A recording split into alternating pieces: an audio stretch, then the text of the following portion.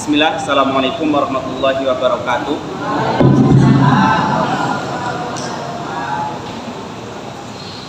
Alhamdulillah, wassalatu wassalamu ala nabiyyina Mustafa wa ala alihi wa sahbihi ajma'in, amma ba'd. Jamaah Masjid Al-Hikmah rahimani wa rahimakumullah. Alhamdulillah, pada hari ini Allah Subhanahu wa taala memberikan kita kesempatan untuk bertemu. Semoga apa yang Allah Subhanahu wa taala takdirkan untuk kita hari ini, yaitu kita bertemu, semakin mempererat ukhuwah kita, dan semoga Allah Subhanahu wa taala mau mempertemukan kita kembali, saya, keluarga saya, ibu bapak semua, asatidzah dan sebagainya, di surganya Allah Subhanahu wa taala. Amin ya rabbal alamin. Maka kata para ulama, tidak ada pertemuan yang paling menyenangkan nanti pada hari kiamat kelak kecuali pertemuan dengan saudara-saudara sesama muslim yang masuk surga bareng. Amin ya rabbal alamin. Dan semoga Allah Subhanahu wa taala memasukkan kita semua ke dalam surga. Tak lupa syukur, alhamdulillah dan lain sebagainya untuk Allah Subhanahu wa taala, karena Allah Subhanahu wa taala telah memberikan kita kenikmatan. Sholawat dan salam kita curahkan kepada beliau Nabi Agung Muhammad sallallahu alaihi wasallam. Semoga kita juga dihalalkan, kita juga berdoa kepada Allah Subhanahu wa taala dengan doa yang begitu banyak. Allahumma ahlilna al-kautsar, ya Allah, halalkan bagi kami semua kaum mukminin, kaum muslimat untuk meminum telaga al-kautsar. Amin ya rabbal alamin. Dan salah satu kenikmatan nanti sebelum kita masuk ke dalam surga itu adalah dihalalkan bagi umat Nabi Muhammad sallallahu alaihi wasallam untuk meminum telaga kautsar. Dan semoga itu kita nih, amin ya rabbal alamin. Karena nanti ada orang-orang yang nanti diusir sama malaikat. Lasta bihaqqin minhu, kamu itu enggak ada hak di sini, digusah gitu. Cara bahasa, mohon maaf ya, cara bahasa kasarnya itu ada ayam yang mau makan ke tempat makan lalu digusah sama pemiliknya, hus gitu. Dan itu ada yang kayak gitu, ada digusah sama siapa? Malaikat. Dan semoga kita termasuk orang yang diizinkan untuk meminum telaga kautsar. Amin ya rabbal alamin. Dan selanjutnya yang saya hormati kepada para asatidzah, kepada para tokoh alim ulama. Berdirinya saya di sini bukan berdiri ya, duduknya saya di sini bukan untuk memberikan jangan ilmu, tidak. Saya kira karena tema kita kali ini adalah mengulang hikmah dari kisah Nabi Adam, saya kira banyak para asatidzah yang sudah menyampaikan. Namun sekali lagi bahwasanya ilmu itu adalah kebaikan, walaupun diulang beberapa kali, walaupun diulang ratusan kali, insya Allah yang namanya kebaikan tidak akan pernah membosankan. Dan ini dibuktikan, kalau mohon maaf ya Bapak Ibu sudah sholat puluhan kali di masjid mana, atau ibu-ibu, bapak-bapak sudah membaca Al-Fatihah ribuan kali. Tapi pertanyaan, apakah Bapak Ibu bosan baca Al-Fatihah? Bosan betul? Bosan ya, kenapa? Oh ini mentang-mentang Al-Fatihah sudah dibaca terus lah, nanti setelah sholat zuhur, asar, maghrib, isya saya ganti Al-Fatihah dengan baca yang lain aja lah, nggak usah Al-Fatihah. Bosan soalnya. Ada yang kayak gitu? Nggak ada. Kenapa? Jawabannya satu, karena yang namanya kebaikan itu tidak membosankan. Begitu juga ilmu yang disampaikan oleh asatidzah dimanapun, nggak di timur, nggak di barat, saya kira sama aja. Tapi kenapa kok ketika kita dengar tema yang sama, kita pengen ngaji lagi, dengar ilmu yang sama dari orang yang berbeda, kita pengen ngaji lagi? Ya karena satu, yang namanya ilmu tidak pernah lapuk dimakan zaman. Oleh sebab itu saya ulangi lagi, yang saya akan kisahkan tentunya itu sudah pernah dikisahkan oleh para asatidzah, para guru guru kami yang mulia. Tapi sekali lagi bahwasanya ilmu itu tidak membosankan. Dan itu pernah dikonfirmasi oleh orang-orang ketika pada zaman Nabi Muhammad SAW. Nabi itu jadi pernah bersabda itu satu kali pernah didengar orang lain.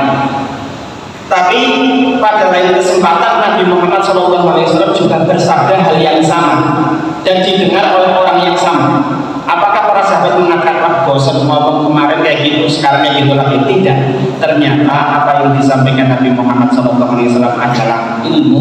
Maka setiap orang yang mendengarkan ilmu tidak akan pernah bosan. Dan semoga Allah Subhanahu wa Ta'ala menjadikan kita orang yang mencintai ilmu dan kebaikan. Amin ya rabbal alamin. Jamaah insyaallah dirahmati Allah Subhanahu wa Ta'ala.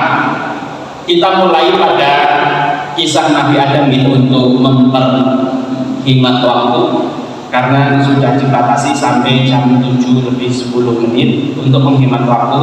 Jadi kisah Nabi Adam alaihi salam itu adalah kisah yang sangat menarik sekali dan disebutkan di dalam Al-Quran sekitar 23 kali di dalam Al-Quran. Kisah Nabi Adam ini kita sudah tahu semua bahwasanya Abul Bashar. Kisah Nabi Adam adalah sebagai bapak manusia. Bahkan Ibnu Abbas radhiyallahu ta'ala anhu mengatakan ada beberapa makhluk yang diciptakan oleh Allah Subhanahu wa Ta'ala langsung dari tangannya. Saya ulangi lagi, ada beberapa makhluk yang diciptakan oleh Allah Subhanahu wa Ta'ala langsung dari tangannya. Yang pertama adalah termasuk mukjizat Nabi Adam itu adalah Adam sendiri. Adam sendiri itu diciptakan oleh Allah Subhanahu wa Ta'ala dengan tangan Allah Subhanahu wa Ta'ala. Adam yang pertama. Yang kedua apa? Yang kedua adalah Arsy. Arsy Rahman itu diciptakan oleh Allah Subhanahu wa Ta'ala dengan tangan Allah Subhanahu wa Ta'ala. Dan yang terakhir apa? Al-Jannatul Aden, yaitu surga Aden yang diciptakan oleh Allah Subhanahu wa Ta'ala dengan tangan Allah Subhanahu wa Ta'ala. Makanya para ulama berbeda pendapat. Apakah Nabi Adam itu lebih ganteng ketimbang Nabi Yusuf? Nah, untuk pertanyaan jamaah, kira-kira gantengan mana Nabi Adam sama Nabi Yusuf? Gantengan mana? Monggo.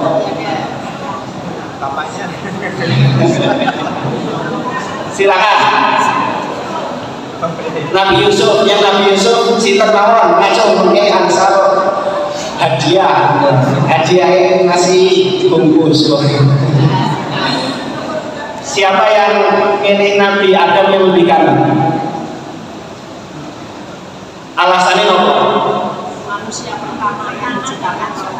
Manusia pertama yang diciptakan oleh Allah Subhanahu wa Ta'ala. Jadi sebagian para ulama ini, sebagian yang enggak semuanya, itu ketika mensyarah hadis Nabi Muhammad SAW ketika Isra dan Mi'raj mengatakan, jadi Kanjeng Nabi kan bertemu dengan di langit itu bertemu dengan Nabi Yusuf, lalu mengatakan laqad utiya nisfa jamal. Sungguh Nabi Yusuf itu adalah diberikan setengah ketampanan umat manusia. Jadi setengah ketampanan umat manusia itu diberikan kepada Nabi Yusuf. Nah, kata para ulama ketika mensyarah hadis ini mengatakan apa? Mengatakan bahwasanya berarti setengah ketampanannya siapa? Setengah ketampanannya Nabi Adam. Berarti kata para ulama Nabi Adam jauh lebih ganteng ketika sama Nabi Yusuf.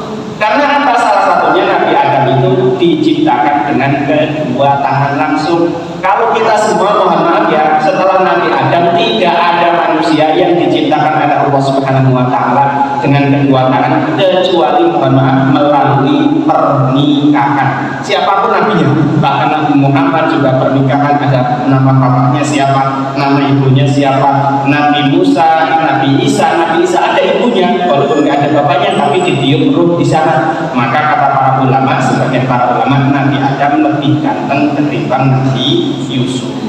Itu jamaah yang dimuliakan oleh Allah Subhanahu wa Ta'ala, kita sepakat bahwasanya berdasarkan Al-Quran Nabi Adam alaihi salam itu diciptakan dari tanah. Tapi diciptakan dari tanah ini berdasarkan riwayat dari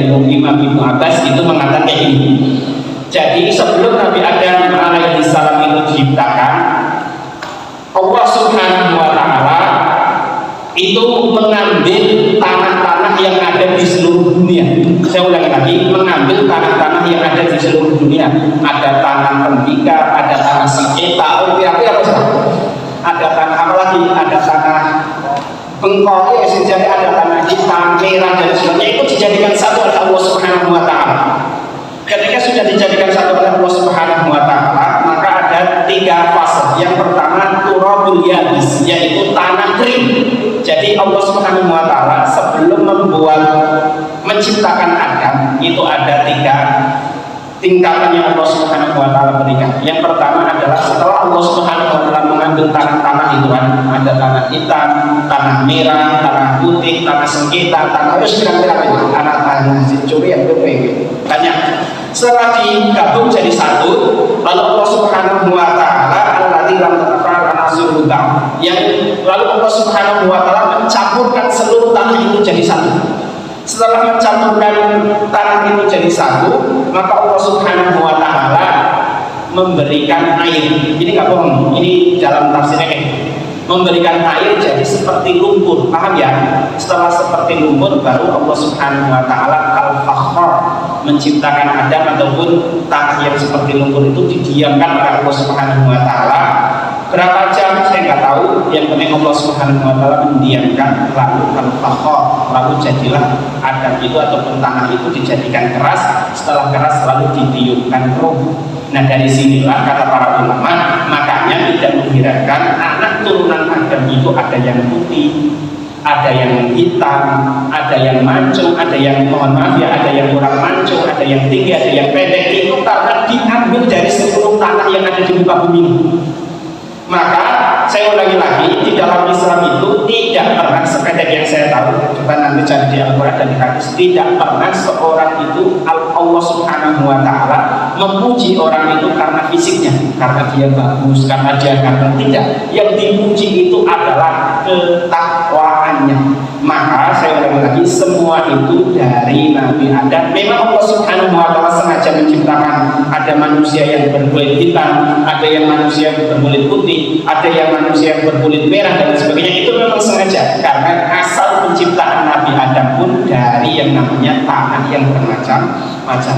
Jamaah yang insyaallah dirahmati oleh Allah Subhanahu wa taala. Setelah itu Allah Subhanahu wa taala menciptakan Nabi Adam. Lalu Allah Subhanahu wa taala, tentunya sebelum diciptakan Nabi Adam, Allah Subhanahu wa taala mengabarkan kepada malaikat.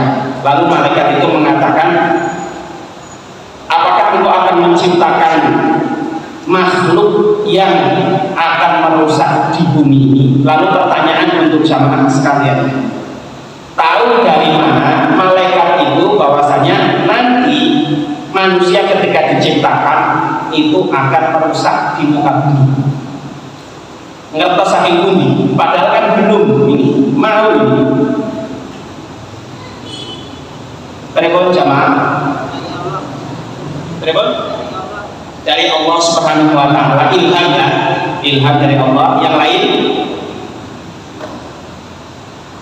wa in qala rabbuka lil malaikati inni ja'ilun fil ardi khalifah qalu ataj'alu fiha man yufsidu fiha wa yasfiku dima.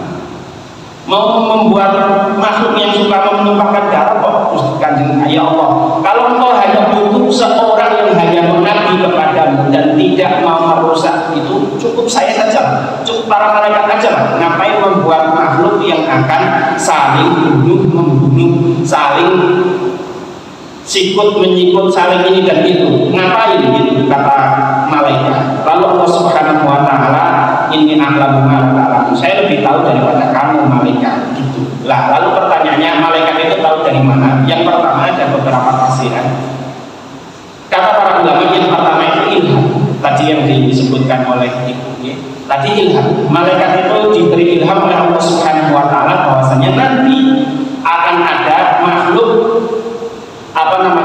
bernama manusia yang merusak bumi, saling membunuh dan lain sebagainya. Itu yang pertama, tafsiran pertama. Tafsiran kedua bahwasanya malaikat ini mahbubul mukhalafah. Mahbubul mukhalafah seperti apa?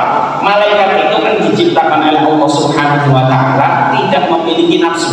Jadi malaikat kendati dia beribadah setiap saat tanpa makan, tanpa minum, itu tidak pernah merasa capek seperti manusia. Kalau manusia kiat bahkan kinten-kinten Bapak Ibu ataupun jamaah disuruh ibadah terus nggak boleh dahar, nggak boleh istirahat, kita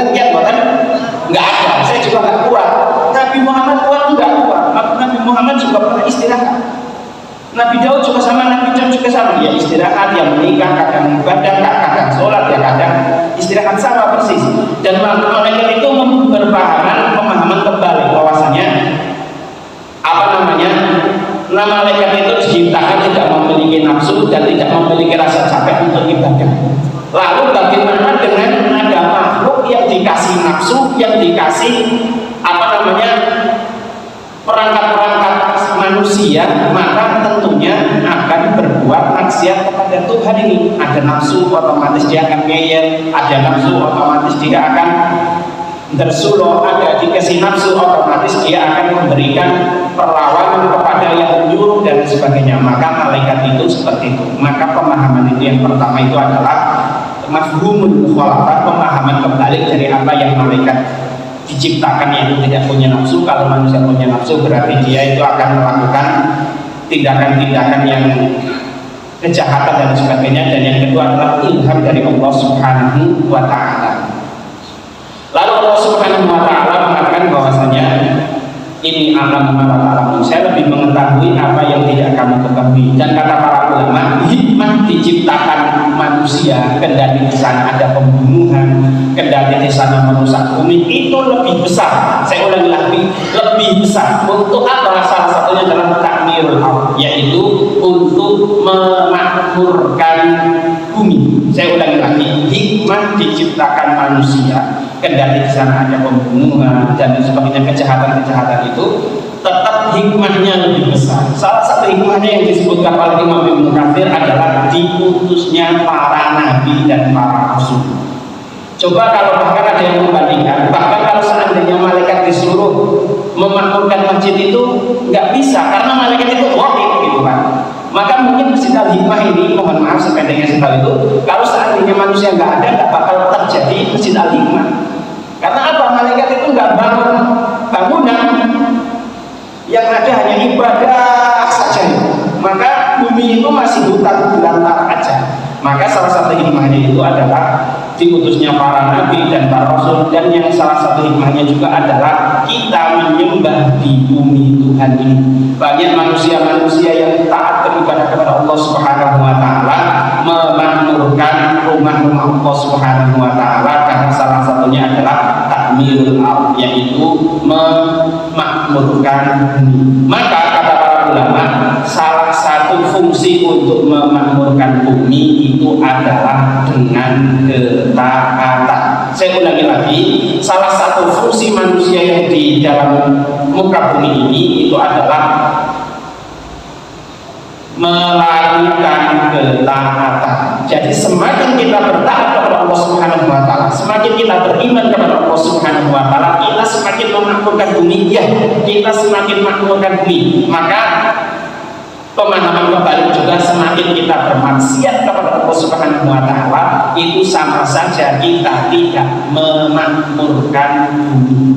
Makanya Allah Subhanahu wa ta'ala, inni ja'ilun fil ardi khalifah, kami jadikan malaikat itu, kami jadikan Adam itu adalah khalifah. Khalifah itu bukan hanya seorang pemimpin, jamaah insyaallah dirahmati oleh Allah Subhanahu wa ta'ala, tapi khalifah di sini adalah memang untuk memakmurkan bumi, untuk tugasnya beribadah. Maka saya ulangi lagi, jamaah insyaallah dirahmati oleh Allah Subhanahu wa ta'ala, kalau kita hari ini, mohon maaf ya, disuruh oleh Allah Subhanahu wa ta'ala untuk sholat, zakat, puasa, zikir, sholawat, ngaji dan sebagainya, memang tujuan penciptaan manusia untuk ibadah, nggak boleh bersuluk urip ibadah orang asik justru asiknya hidup itu memang ibadah, karena tujuan penciptaan manusia itu memang untuk ibadah. Maka tidak boleh kita mengatakan urip kok ibadah orang asik nggak gaul gitu, nggak boleh, karena seorang yang gaul itu memang harus beribadah. Buktinya apa? Buktinya bahwasanya Allah Subhanahu wa ta'ala menciptakan Nabi Adam itu memang untuk ibadah, dan anak turunannya pun harus beribadah. Jemaah insyaallah dirahmati oleh Allah Subhanahu wa ta'ala, pertanyaan ini biar saya biar nggak bosenin, maksud saya pertanyaan, setelah Allah Subhanahu wa ta'ala menciptakan Nabi Adam, lalu malaikat disuruh menyembah Adam. illa iblis, kecuali iblis. Pertanyaan, apakah iblis itu dari golongan malaikat atau tidak? Dari golongan malaikat atau tidak? Monggo sinten sing jawab. Pripun?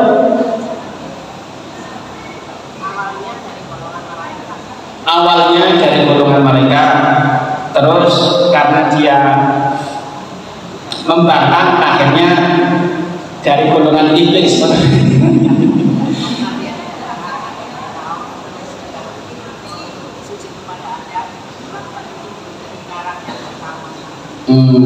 Bahasnya awalnya dari golongan malaikat, akhirnya menolak, akhirnya jadi dina-dina ya. Ya, yang lain monggo. Pripun? Jadi pendapat para ulama itu kan, sependek yang saya tahu ya, saya ulangi lagi, sependek yang saya tahu adalah ada yang mengatakan iblis itu termasuk dari golongan malaikat. Dalilnya apa? Fasajadu illa iblis. Jadi malaikat itu dikumpulin, silakan malaikat, ini saya telah membuat manusia yang bernama Adam, maka sembahlah gitu, maka sujudlah. Maka ketika itulah malaikat itu menyembah illa iblis, kecuali iblis gitu. Berarti iblis itu pada di golongan malaikat, cuma semuanya menyembah kecuali iblis gitu. Paham ya? Paham. Contoh umpamanya semua warga hadir kecuali Ahmad, berarti Ahmad itu termasuk warga itu. Maka para ulama yang mengatakan dari kesimpulan hadis ini itu mengatakan iblis itu masuk dari golongan malaikat. Ini pendapat pertama. Pendapat kedua bahwasanya mengatakan iblis itu bukan dari golongan malaikat, tapi memang golongan sendiri, yaitu golongan iblis atau golongan jin. Ini dikuatkan dengan ayat di dalam surat Al-Kahfi itu, karena minal jinni fafasaqa an amri rabbi. Jin itu, iblis itu dari golongan jin, maka dia berbuat maksiat kepada Tuhan karena tidak mau menyembah Adam. Maka kata para ulama, iblis itu dari golongan jin.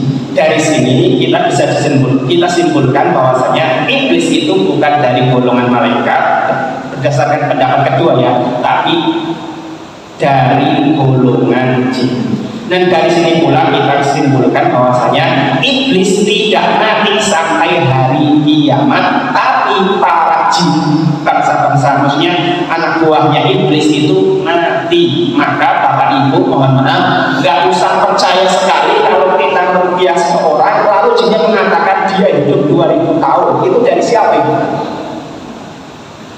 Sadaqallahu wa kadhib.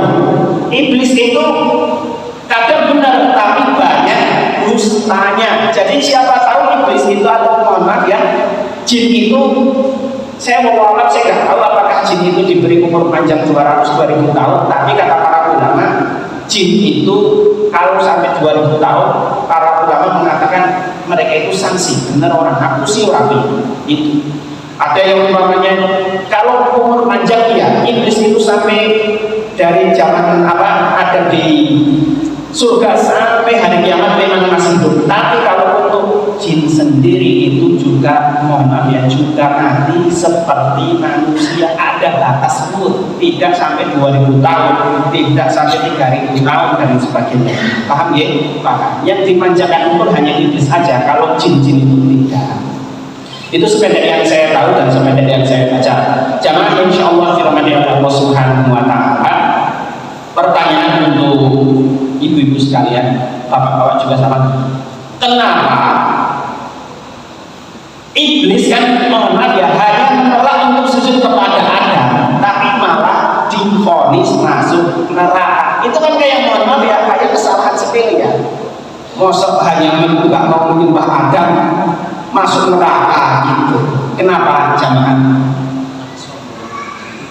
Karena kesombongan diri. Bagus. Aba wastakbar wa kana minal kafirin. Yang lain, kalau kita mohon maaf ya, bukan kita ya, kalau si A minum khamar, kalau si A berbuat naudzubillah min dzalik syirik, tobat, itu kan diampun ya.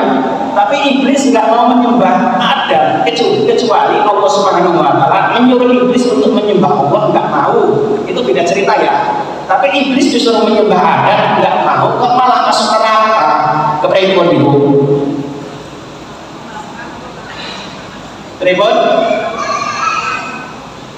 Kira-kira pula apa penting? Mengabaikan perintah Allah. Ya, jadi saya jawab secara singkat saja nih. Jadi benar bahwasanya kata para ulama, wong iblis saja mendengar dan melihat Allah saja bermaksiat terkait masalah perintah Allah. Apalagi kalau orang lain yang nyuruh, paham ya maksudnya ya? Allah sendiri yang nyuruh saja ditolak, Allah sendiri saja yang nyuruh saja nggak mau, apalagi kalau para nabi yang nyuruh iblis mesti, paham ya? Mesti ditolak itu pasti. Makanya Allah Subhanahu Wa Taala jangan dilihat bahwa iblis paling menyembah Adam kok masuk neraka. Bukan itunya. Ternyata kata para ulama, ternyata Allah sendiri yang menyuruh langsung. Wah, Allah sendiri yang menyuruh langsung saja ditolak. Yang Allah sendiri saja yang menyuruh langsung untuk menyembah Adam saja dikipat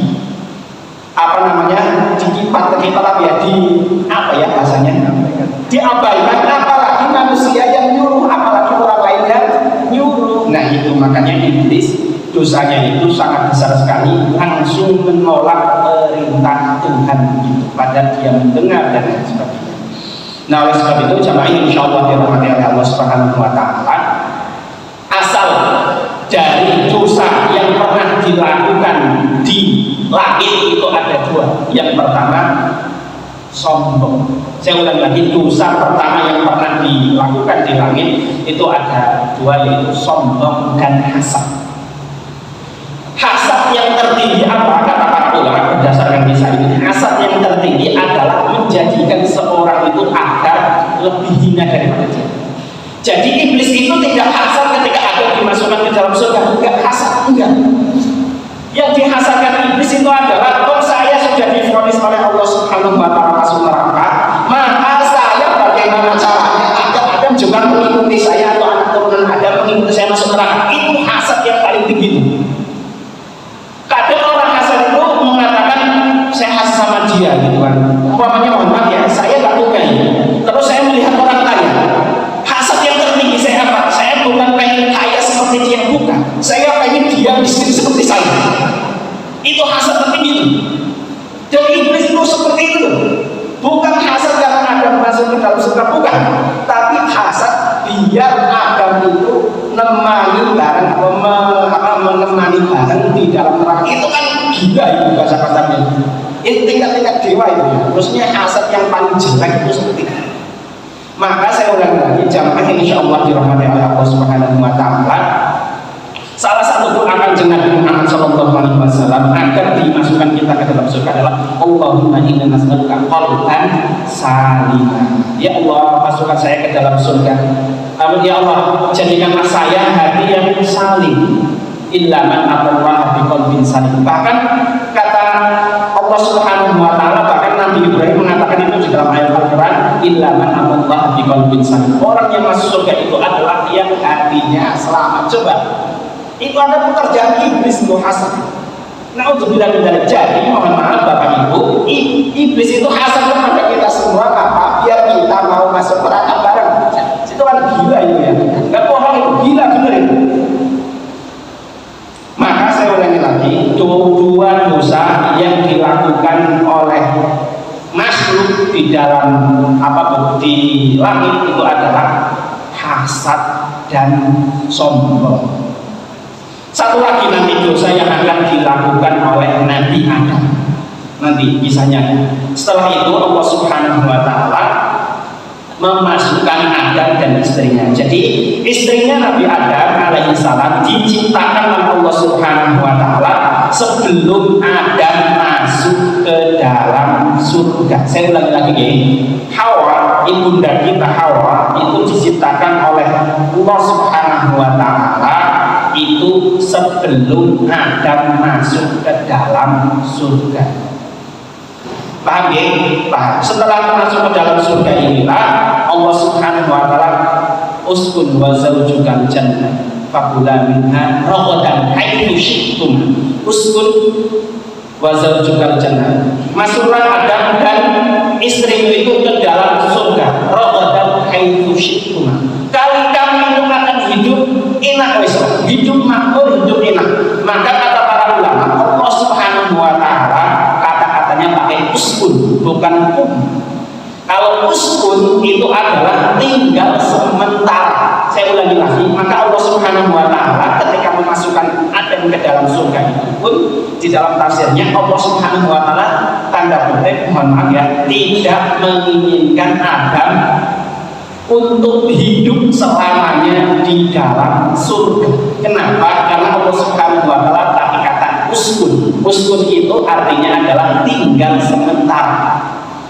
Dan ini dikuatkan dengan ayat yang lain, ya inni ja'ilun fil ardi khalifah. Saya akan menjadikan makhluk yang memakmurkan bumi, bukan di surga. Bukan Allah Subhanahu wa taala tidak mengatakan saya akan menjadikan makhluk yang memakmurkan di surga, bukan, tapi ja'ilun fil ardi, bumi. Maka Allah Subhanahu wa taala ketika menyuruh Adam alaihi salam dan istrinya Hawa untuk masuk ke dalam surga pakai bahasa uskun. Anta wa zaujukal jannah. Tinggallah kamu di dalam surga sementara. Ragadan haitsu syi'tuma. Yang kalian kalau Adam itu masuk ke dalam surga itu ragadan, itu merasa nikmat sekali, uripe makmur. Namun inilah yang tidak dipahami tanda kutip oleh Adam. Maka saya ulangi lagi, iblis itu tahu celahnya. Saya ulang lagi, iblis tahu celahnya di mana. Ketika Allah Subhanahu wa taala menyuruh Adam dan Hawa untuk tinggal di dalam surga, Allah Subhanahu wa taala tidak mengatakan kamu akan hidup selamanya, tidak. Pertama ya, kamu tidak akan hidup selamanya. Yang kedua, Allah Subhanahu wa taala pakai kata uskun, berarti kamu sementara aja di surga gitu. Nanti sebelum Allah Subhanahu wa taala menurunkan Adam untuk memakmurkan bumi. Nah, iblis tahu celahnya di sini. Allah kan tidak pernah menjanjikan Adam hidup abadi di surga. Maka Allah Subhanahu wa taala celahnya di sini. Iblis itu mengatakan, oh, berarti kalau ini saya bisa menggoda Adam. Dengan apa? Dengan pohon terlarang. Maka Allah Subhanahu wa taala wala taqrabu hadhihi syajarah. Jangan kamu mendekati pohon ini. Maka dengan tidak mendekati pohon ini, Adam alaihi salam akan tinggal di surga dengan kenikmatan dan sebagainya. Dan iblis tahu celahnya. Nah, setelah tahu celahnya seperti inilah, iblis menggoda Adam. Ada yang kalau Isra Mi'raj yang pernah saya baca itu adalah katanya iblis di pinggiran surga atau di pintu surga lalu bisik Adam. Ada di sini, saya bisikin. Saya kasih tahu pohon abadi gitu. Itu yang pertama. Yang kedua, ada juga iblis itu berubah menjadi ular masuk ke dalam surga lalu membisiki Adam dan Hawa untuk makan pohon terlarang ini. Tapi sependek yang saya tahu dari kitab ini ya, ini Muhammad Bakar Ismail itu mengatakan intinya bahwasanya Allah Subhanahu wa taala memberikan izin kepada iblis untuk menggoda Adam. Apakah iblis laknatullah alaihi itu berubah menjadi ular dan sebagainya, wallahu a'lam. Tapi yang penting Allah Subhanahu wa taala mengizinkan iblis untuk menggoda Adam. Maka iblis mengatakan wa qasamahuma inni lakuma lamnan nasihin. Iblis mengatakan, demi Allah, pohon yang saya tunjukkan itu, pohon yang Allah Subhanahu wa taala larang untuk kamu mendekati, itu kan benar-benar pohon yang akan mengekalkanmu di dalam surga, demi Allah gitu. Maka ada orang polos sekali. Kenapa polos? Sudah tahu iblis itu musuhnya, tapi karena iblis itu bersumpah atas nama Allah, seakan-akan Adam itu kayak terpedaya. Mau seorang bersumpah atas nama Allah, saya nggak percaya. Ini percaya aja, tapi itu nggak sih. Bapak Ibu pernah ketemu nggak? Ada orang demi Allah saya membayar, ternyata besoknya nggak bayar. Ada ya? Ada. Saya percaya sama dia. Kenapa? Oh, dia sudah bersumpah demi Allah. Masa aku sih, kan? Kita juga sering ketemu ya. Iya, iblis juga gitu. Wa sama mu'min laminan nasihin. Demi Allah ada. Benar kalau kamu benar-benar mau makan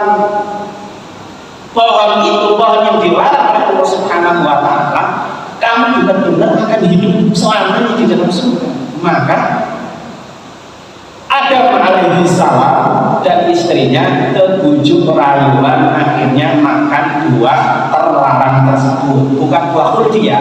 Kalau buah khuldi itu istilah dari iblis. Hal adulluka ala syajaratil khuldi. Maukah Adam saya tunjukkan kepadamu buah khuldi? Tapi Allah Subhanahu wa taala hanya mengatakan wala taqrabah hadhihi syajarah. Jangan kamu dekati pohon ini. Dekati saja nggak boleh, apalagi makan. Lalu Adam makan. Nah, kata para ulama, salah satunya kenapa Adam mau makan buah itu padahal sudah dilarang oleh Allah Subhanahu wa taala. Itu tadi, robotan hayyusyitum. Karena Adam itu merasa pengen hidup selamanya. Sama siapa? Sama para malaikat. Saya pengen hidup selamanya di sini. Maka bagaimana caranya? Saya harus mempertahankan hidup selamanya ini dengan apapun strategi dan cara yang harus saya lakukan. Maka saya ulangi lagi, dosa ketiga yang dilakukan di langit itu adalah tamak. Karena ada yang tamak pengen hidup sak lawas ini surga gitu. Maka dosa di langit yang dilakukan tiga makhluk itu adalah dua dari iblis, satu dari Adam adalah hasad dan sombong, dan yang ketiga itu adalah Nabi kita Adam alaihi salam, yaitu koma. Sampai saat ini kita merasakan, mohon maaf ya, kalau orang yang sudah di atas siapapun itulah, saya nggak mau menyebutkan siapapun, nanti dikiranya itu kan di atas kaya raya dan sebagainya, apa dia pengen hidup miskin? Enggak, saya pengen hidup kaya terus menerus. Iya ya, ya enggak? Iya, apa ada yang hidup kaya raya terkenal pengennya miskin, saya miskin aja lah, apa-apa wis terlalu cukup saya kaya, wis saya sekarang saatnya saya hidup miskin. Ada yang kayak gitu di sini? Enggak ada. Itu sama persis dengan Nabi Adam. Jadi kita nggak boleh menyalahkan Adam tamak sekali gitu. Ya kita juga sama, keturunan yang menurut. Sudah jadi malam yang sudah di atas, jadi pemimpin dan sebagainya, dikasih satu periode, saya 2 periode, 3 periode, kan lanjut. Kalau misalkan aturan saya jadi pemimpin semua gitu, itu apa ya, tamak itu rasa takut juga sama. Ya, iya kita juga sama, iya nggak bohong, sama, kita sama, karena kita anak turun Adam, jadi punya pemikirannya Adam itu. Paham ya? Paham.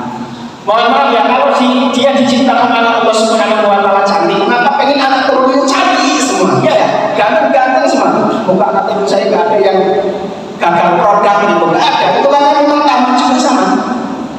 Jadi kita itu semuanya dibekali oleh Allah Subhanahu wa taala rasa itu ya. Nah itulah saya ulangi lagi, kenapa Adam tetap mau? Apakah Adam lupa terkait masalah larangan Allah? Ada yang mengatakan iya, Adam lupa.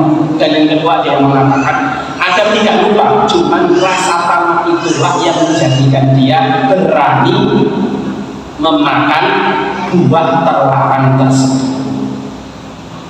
Maka Allah Subhanahu wa taala ini termasuk dosa ya. Tapi kata para ulama, apakah itu dosa besar atau dosa kecil? Kata para ulama itu termasuk kesalahan Adam. Saya ulangi lagi, termasuk kesalahan Adam. Jamaah insyaallah dirahmati oleh Allah Subhanahu wa taala, singkat cerita bahwasanya Adam alaihi salam karena telah memakan buah itu diturunkan ke bumi. Apakah itu diturunkan di India? Ada yang mengatakan di Cina. Tidak ada riwayat sahih yang mengatakan bahwasanya Adam itu diturunkan di sebelah mana. Yang penting Allah Subhanahu wa taala menurunkan Adam. Nah dari sini saya udah lagi jamaah insyaallah dirahmati oleh Allah Subhanahu wa taala, ada 2 perbedaan. Iblis salah masuk neraka, ada salah tapi malah diampuni. Kenapa ini? Saya ulangi lagi, 2 makhluk ya, sama-sama dikeluarkan, sama-sama dibenci, sama-sama dihukum sama Allah Subhanahu wa taala. Iblis salah, tapi kok malah masuk neraka selamanya ini? Ada salah memakan buah terlarang, tapi kok ada malahan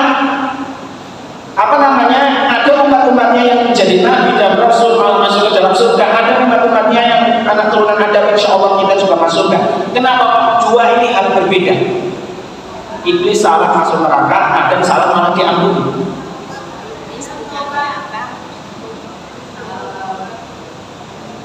Menggoda anak cucu Adam selamanya. Iblis punya niatan untuk menggoda anak cucu Adam selamanya. Terus saya yang lain satu lagi. Ye, ngomong Pak. Kalau ada memohon ampun, kalau iblis ya jamaah insya Allah dirahmati Allah Subhanahu Wa Taala, ya betul tepat bahwasanya gini, iblis itu ketika berbuat salah malah nantang gitu loh, paham ya? Itu bukan malu ya, salah malah nantang kan? Ya kurang ajar itu. Ya jadi ya Allah, kalau kamu sudah memvonis saya salah, ya udah panjangkan umur saya saja. Untuk apa saya akan menggodai Adam, anak turunan Adam selama saya hidup? Itu menantang itu, nggak apa-apa saya masuk neraka, yang penting ada namanya yaitu anak turunan Adam. Tapi Adam ketika berbuat salah makan pohon terlarang itu malah ngomong kayak gini, ya Allah saya salah ya Allah.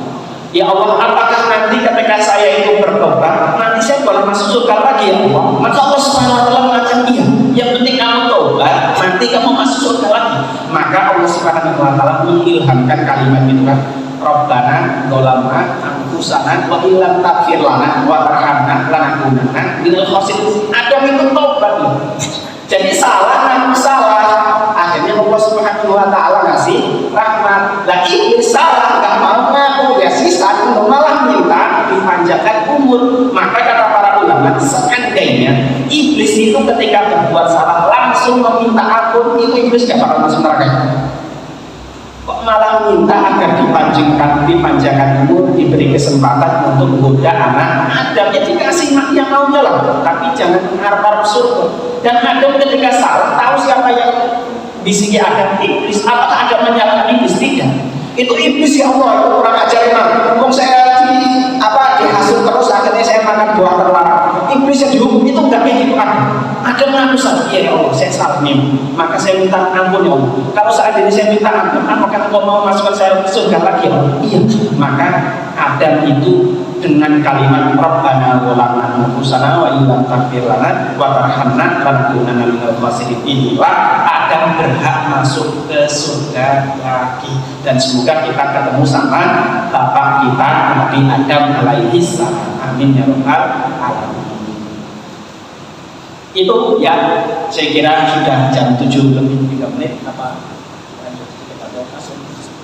7:10. Masya Allah ya. 7:10. Jadi jamaah insya Allah dirahmati oleh Allah Subhanahu Wa Taala.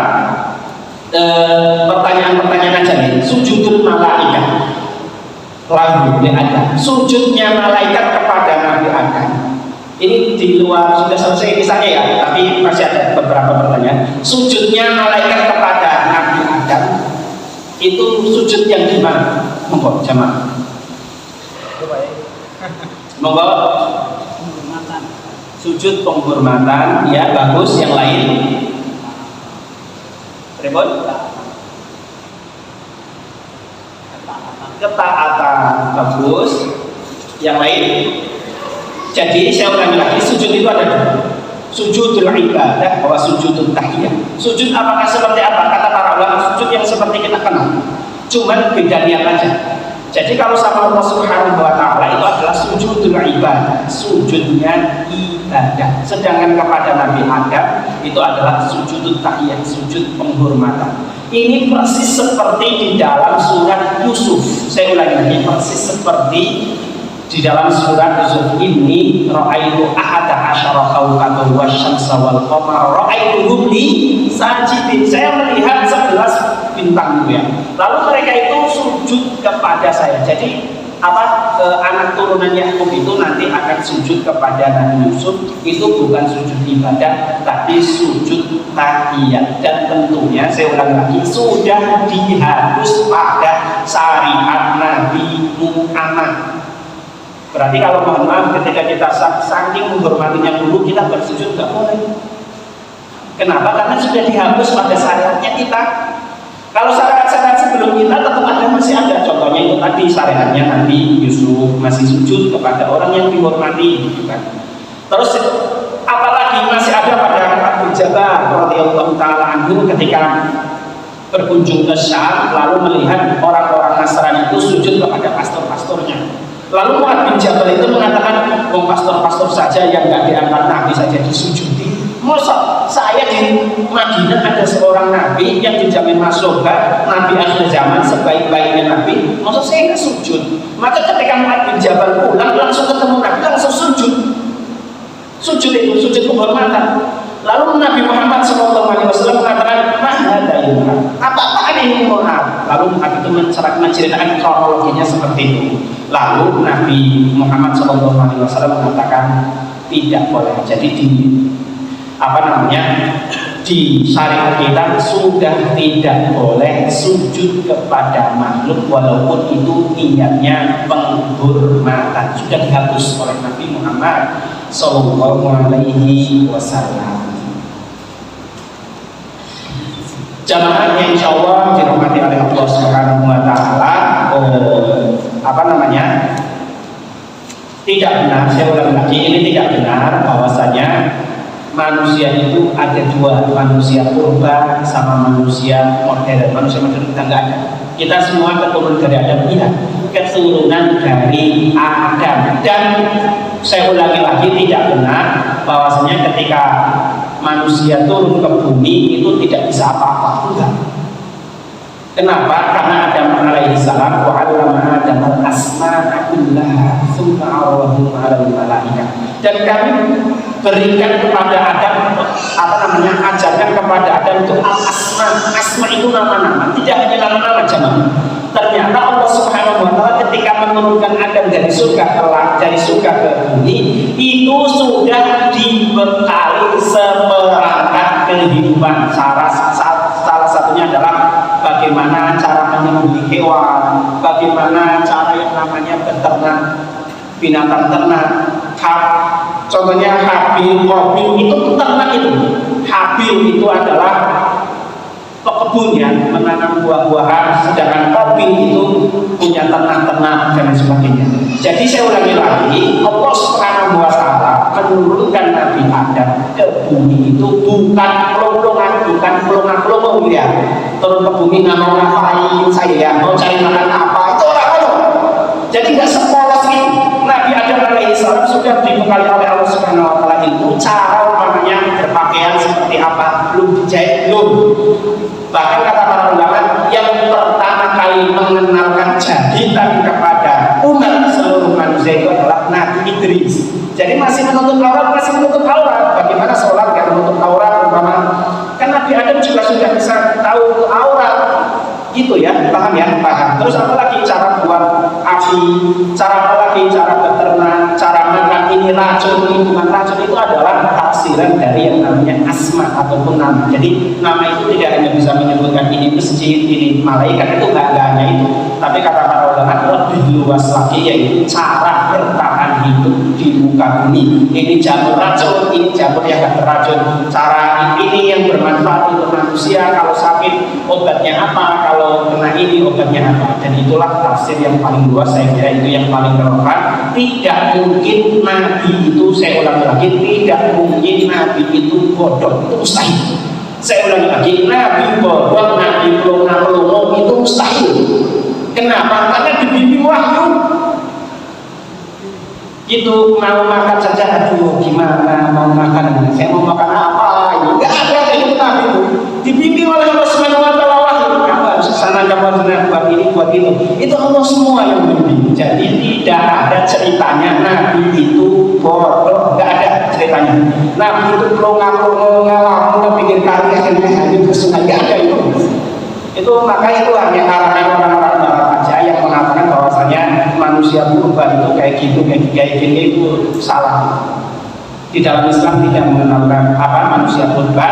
Di dalam Islam hanya mengenal satu manusia, dua manusia yang hidup di muka bumi sehingga menyebar ke seluruh muka bumi.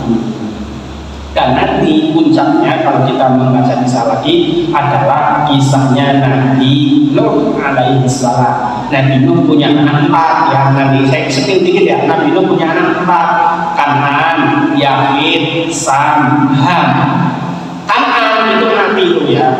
innahu min ibni, itu anakku ya Allah, tapi mati karena tajir gitu. Terus sisa 3, jadi seluruh anak turunan manusia sampai saat ini, entah itu dari ras apapun, ras Arya, ras Jawa, ras Loiler, terus ya ayam ya, ras apa, ras lain ya, banyak gitu kan. Itu semuanya, itu entah Arab, entah Afrika, entah dimanapun, itu semuanya dari 3 anak Nabi Nuh. Jadi pengikutnya Nabi Nuh itu nggak punya keturunan, semuanya itu dari keturunan Nabi Nuh. Setelah banjir bandang tidak ada manusia tersisa. Ham itu nanti menurunkan orang-orang Asia seperti kita, Cina, Jepang, ya kita tinggi ya, saya penuhan ya, sama ya aku masih tidak ingin apa-apa, maksudnya kayak kita. Persis yang kedua nanti Sam. Kalau Sam itu seperti nanti keturunan orang Arab, gitu kan, seperti Ibrahim. Jadi para nabi itu dari keturunan Sam, itu yang dikonfirmasi oleh Imam Ibnu Katsir rahimahullah. Dan yang terakhir Yafid itu adalah nanti keturunannya orang Afrika, seperti nanti orang Afrika, terus orang mana, orang Papua. Saya nggak ngarang ya, beneran nih, mau ngarang baik orang, saya nggak ngarang itu beneran direkam loh. Bahaya ngarang itu nanti diserang sama netizen apa enggak, kaku saja. Itu sependek yang saya tahu, itulah kisah Nabi Adam. Lalu pertanyaannya, apakah pada zaman Nabi Adam juga ada Nabi Adam? Nabi apa? Nabi Yafid, Nabi Sid, Nabi Sid. Nabi Sid itu adalah Nabi anaknya Adam yang juga menjadi seorang Nabi. Wallahu a'lam bishawab.